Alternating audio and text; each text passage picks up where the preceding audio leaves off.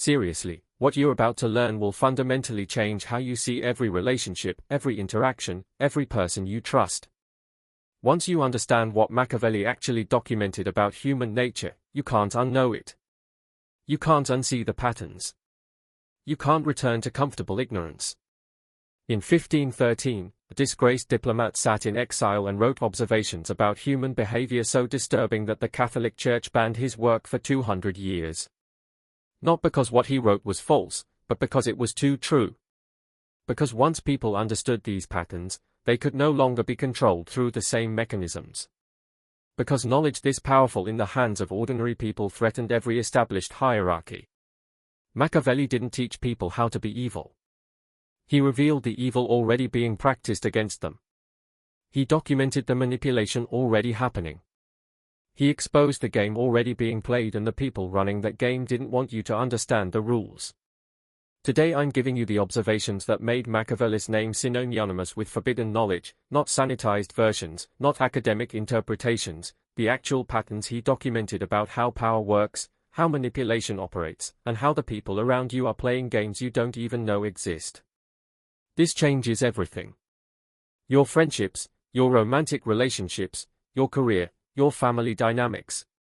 Once you see these patterns, you'll recognize them everywhere, and you can never go back to trusting the way you did before. Last chance to close this video and keep your comfortable illusions intact. Still here? Then let's reveal what you're not supposed to know. Pattern 1. Everyone is always performing. Here's Machiavelli's first forbidden observation. Everyone sees what you appear to be. Few experience what you really are. Translation: every person you interact with is performing a version of themselves strategically crafted for social consumption. The person you think you know is a carefully constructed presentation, not their actual self. This isn't occasional dishonesty. This is constant universal performance that operates beneath conscious awareness. Your best friend is performing friendship while managing their actual interests and calculations. Your romantic partner is performing love while maintaining strategic options and boundaries. Your colleagues are performing cooperation while positioning for advantage. The performance isn't necessarily malicious. It's adaptive human behavior. We learn early that showing our complete authentic selves leads to social punishment. So we craft personas that get us what we need while protecting our vulnerabilities. But the result is that you never actually know anyone fully and no one actually knows you. Watch your own behavior honestly. You act differently with your boss than with your friends. You present differently on first dates than after months of relationship. You show certain parts of yourself to family and hide others. You manage how others perceive you constantly. This is performance. Everyone else is doing the same thing. The friendly colleague has calculations beneath the friendliness. The loving partner has boundaries beneath the affection. The supportive friend has limits beneath the support. You're never seeing complete authenticity. You're seeing managed presentation designed to achieve social objectives. Machiavelli observed that princes who believed their advisors performed loyalty often found themselves betrayed by those same advisors when circumstances changed. The loyalty was performance serving the advisor's interests until it didn't. Your relationships work the same way. The person who performs friendship today will stop performing it when the performance no longer serves their interests. The person who performs love will stop when their needs shift or better options appear. The person who performs loyalty has already calculated when disloyalty becomes more advantageous. This is uncomfortable because it means you can't fully trust anyone's presentation. But it's liberating because it means you can stop expecting authentic constancy from humans who are fundamentally strategic and adaptive. People will be consistent as long as consistency serves them. When it doesn't, they'll change, not because they are evil, but because they are human. Your protection is recognizing the performance without being naive about it. Enjoy relationships for what they provide while they last without expecting them to last forever based on performed promises.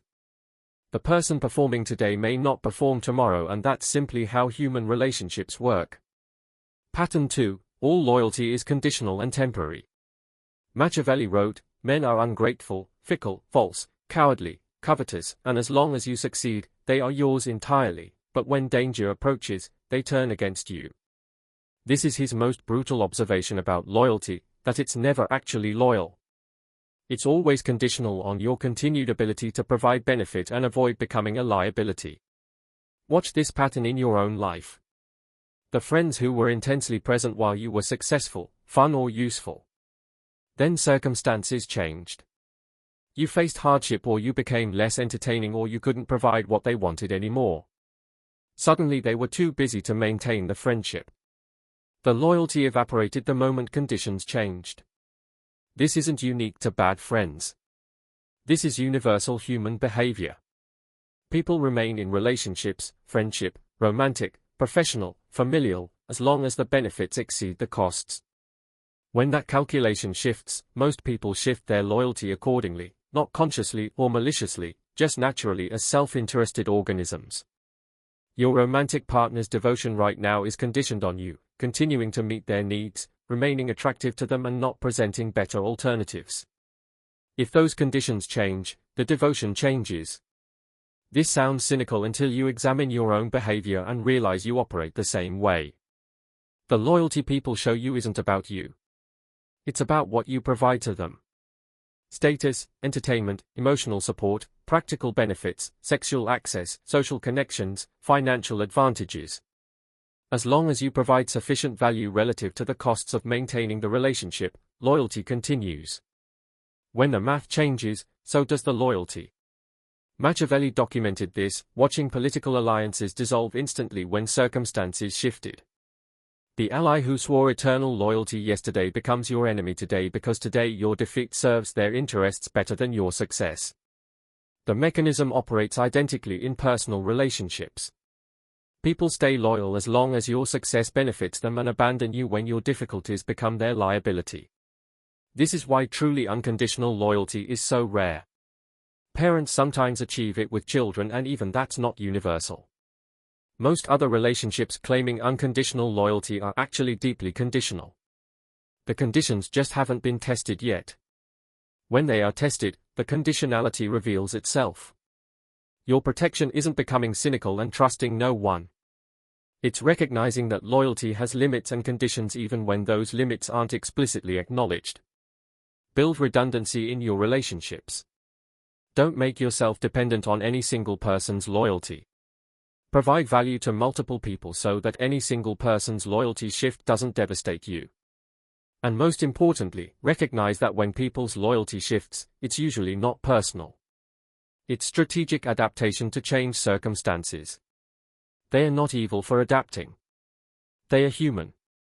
Understanding this prevents the naive devastation that comes from believing loyalty is unconditional and then discovering it isn't. Pattern 3. Victims are more dangerous than obvious threats. Here's where Machiavelli's observations become truly unsettling.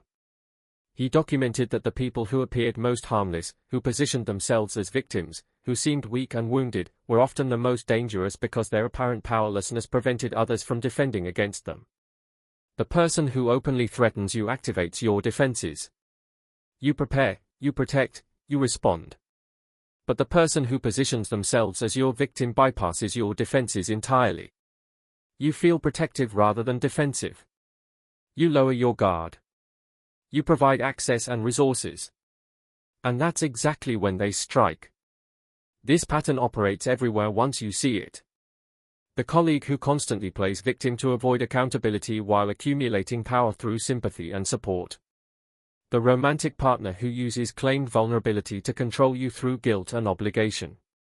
The family member whose perpetual crises keep everyone else's resources flowing toward them. The strategic victim gains enormous power while appearing powerless.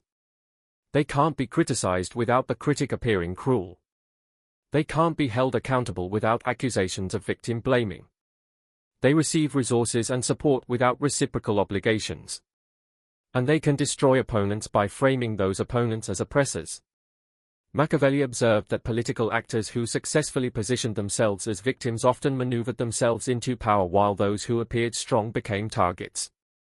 The same dynamic operates in personal and professional contexts.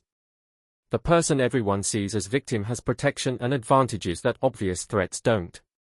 Your protection requires distinguishing genuine suffering from strategic victimhood.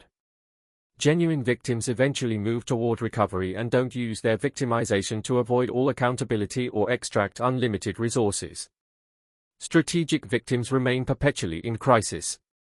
Use victimhood to avoid accountability and escalate victim claims when boundaries are set. Watch for people whose victimhood always serves their strategic interests, who are somehow always the innocent party in conflicts, who use claims of victimization to shut down criticism or questioning. These patterns indicate weaponized victimhood rather than genuine suffering. The truly dangerous person is the one you don't perceive as dangerous because they've positioned themselves as harmless victim. Your most significant threat may be the person you're currently feeling most protective toward. Pattern 4. Love is strategic biology, not transcendent connection.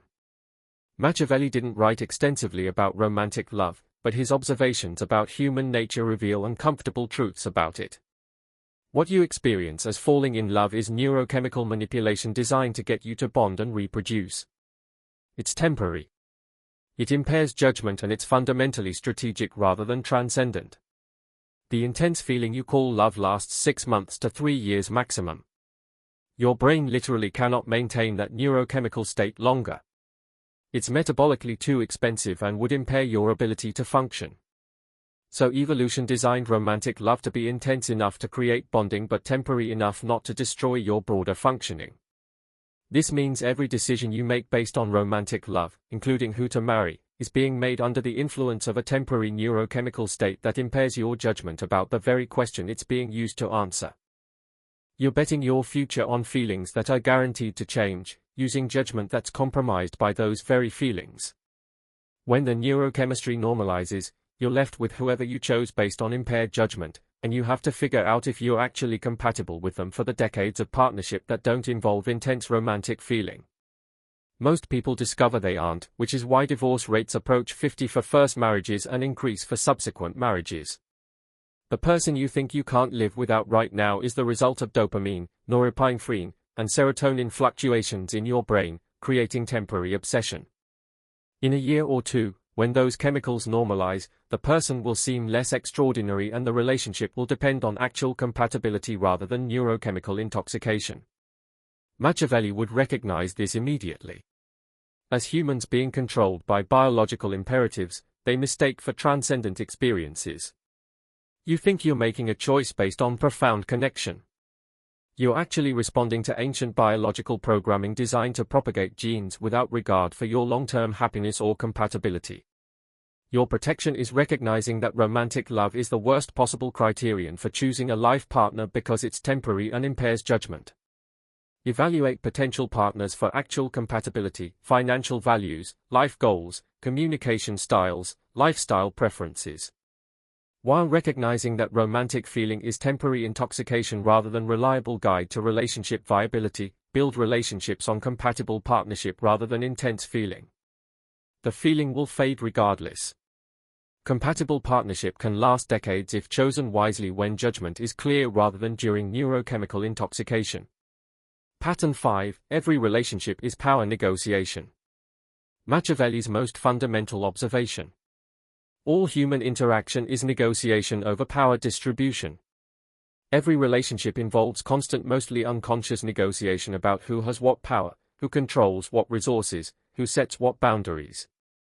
This negotiation never stops because power dynamics remain constantly in flux. Watch any relationship and you'll see this. Who controls the schedule? Whose preferences take priority? Whose boundaries get respected? Who has final say on major decisions? Who has access to resources? These questions get negotiated constantly through thousands of small interactions that establish power distribution. Most people are unconscious of this negotiation, which means they're losing it constantly to people who are conscious of it. You think you're just accommodating your friend by changing plans again. Actually, you're establishing that their preferences override yours. You think you're being generous with your partner by funding things disproportionately. Actually, you're establishing economic dependence that shifts power. Every accommodation, every compromise, every boundary you let slide establishes precedent about power distribution. The person who learns they can disrespect your boundaries learns they have power over you. The person who learns you'll always accommodate their preferences learns they control the relationship. The person who learns they can extract resources without reciprocation learns they're the beneficiary of unequal exchange. These power distributions, once established, become increasingly difficult to renegotiate. The person who's established they can cancel on you last minute won't easily accept you setting firmer boundaries. The person who's established they can treat you poorly won't easily accept you demanding respect. You've trained them through past accommodation that your boundaries are negotiable. Machiavelli observed that princes who failed to establish and maintain power found themselves controlled by those they thought they controlled. Your relationships work identically if you're not consciously establishing boundaries and maintaining them. You're unconsciously surrendering power to others who may or may not use it benevolently. Your protection is recognizing that every interaction involves power negotiation whether you acknowledge it or not. The person who's conscious of this negotiation can participate strategically. The person who's unconscious of it participates anyway but loses consistently because they're unaware of what's being negotiated. Set boundaries early. Enforce them consistently. Recognize when someone is testing boundaries and respond firmly. Maintain reciprocity in resource exchange. Don't accommodate so much that you establish you have no limits. Conscious power negotiation protects you from unconscious power surrender. Pattern 6. Your beliefs are managed by others' interests. Machiavelli observed that successful rulers controlled what their subjects believed more than what their subjects did. Control belief and behavior follows automatically. This pattern operates today with sophistication that would astound Machiavelli but follows principles he documented perfectly. The beliefs you hold about politics, morality, relationships, success, happiness, most weren't developed through independent examination. They were installed by people and institutions whose interests those beliefs serve. Your values feel authentic, but were shaped by exposure to narratives designed to make you think, feel, and behave in ways beneficial to others. This isn't conspiracy theory. It's basic social engineering that operates openly once you learn to see it. Media narratives shape political beliefs in ways that serve specific interests. Educational systems instill values that create compliant workers and consumers. Social norms enforce behaviors that maintain existing power structures. Marketing creates desires that fuel economic activity. You believe you've independently concluded certain things. Actually, you've been exposed to carefully crafted information and narratives designed to lead you toward predetermined conclusions. The beliefs feel like yours because the process of installation was subtle enough not to trigger resistance. Watch this operate in real time. An issue emerges. Within days, you've been exposed to dozens of narratives, all pointing toward similar conclusions, despite appearing to come from independent sources. The consensus feels organic, but was manufactured through coordinated narrative deployment. You adopt views that feel like independent judgment, but actually reflect successful narrative management. Machiavelli would recognize this immediately as sophisticated application of principles he documented. The ruler who controlled subjects' beliefs controlled their behavior without requiring force. Modern systems have perfected this controlling beliefs through narrative saturation, social pressure, and algorithmic information filtering that ensures you're primarily exposed to views that serve specific interests. Your protection requires recognizing that your beliefs have been shaped by others' interests and actively working to identify those interests and their mechanisms. Question beliefs that conveniently serve powerful interests. Seek information from sources that aren't algorithmically filtered to confirm your existing views. Recognize that consensus often reflects successful narrative management rather than truth. This doesn't mean becoming paranoid or rejecting all beliefs. It means holding beliefs more lightly, recognizing they were shaped through social processes designed to serve interests that may not be yours and remaining open to revising beliefs when you recognize their origin or service. The integration living with forbidden knowledge. Now you understand patterns you can't unsee. Everyone performs constantly.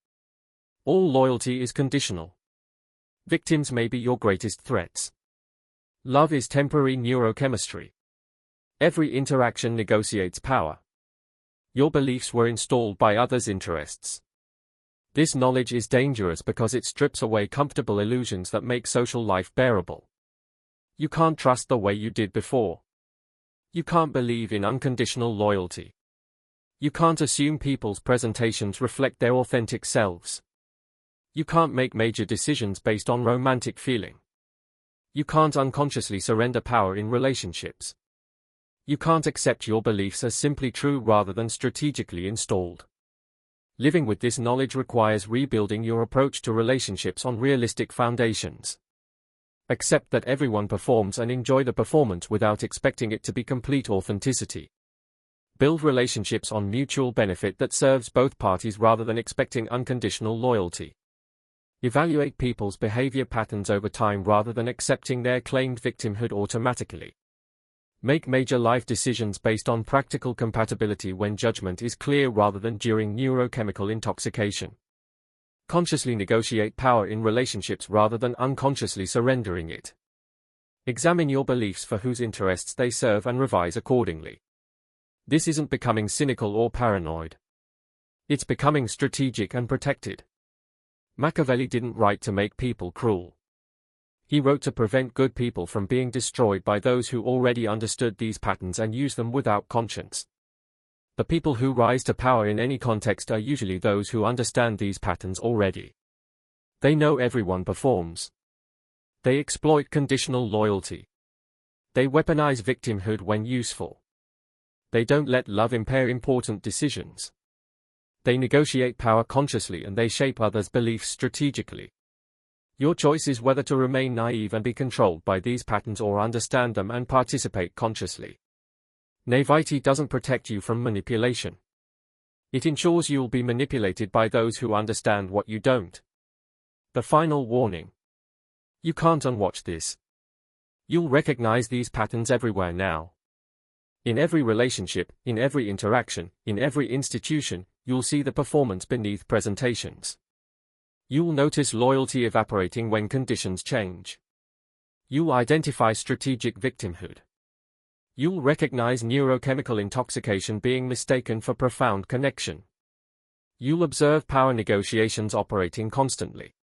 You'll catch narrative management attempting to shape your beliefs. Some days you'll wish you could return to comfortable ignorance. You can't. The patterns are too obvious now. The manipulation is too visible. The gains are too apparent. But you're also protected in ways you weren't before. You can't be manipulated as easily through mechanisms you now recognize. You can't be betrayed as devastatingly because you don't expect unconditional loyalty. You can't be controlled through performed presentations because you see through the performance. You won't make catastrophic decisions based on temporary neurochemistry. You won't unconsciously surrender power. You won't accept managed beliefs uncritically. Machiavelli paid the price for documenting these patterns. Exile, poverty, and having his name become synonymous with evil for revealing truths that threatened existing power structures. But his observations survive because they describe reality with uncomfortable accuracy. You now have knowledge that's been forbidden, suppressed, and distorted for 500 years. What you do with it determines whether it becomes curse or protection. Use it to manipulate others and you become what Machiavelli has been falsely accused of teaching. Use it to protect yourself while treating others fairly and you become what Machiavelli actually was. Someone who sees reality clearly and navigates it successfully without becoming its victim. The choice is yours. The patterns won't change. Your awareness of them has changed permanently. Welcome to reality without comfortable illusions. It's less pleasant but far more accurate than the alternative. And remember, this isn't safe to watch twice because once is enough to change how you see everything forever.